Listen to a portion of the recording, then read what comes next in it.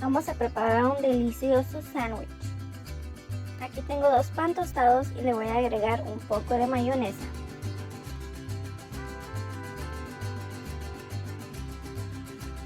Ponemos un poco de queso,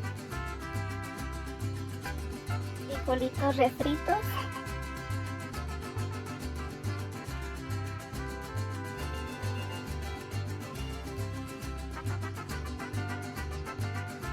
ponemos un poco de chorizo,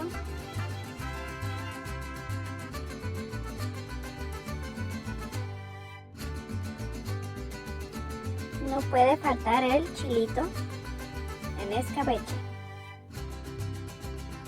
Agregamos un huevito en torta.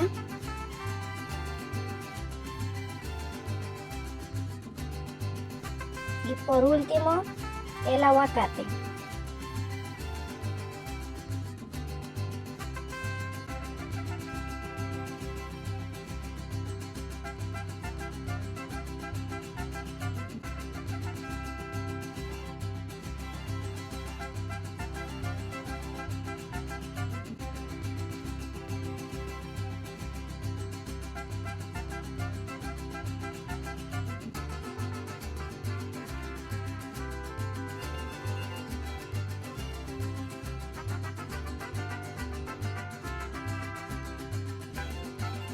Acompañamos con un cafecito delicioso.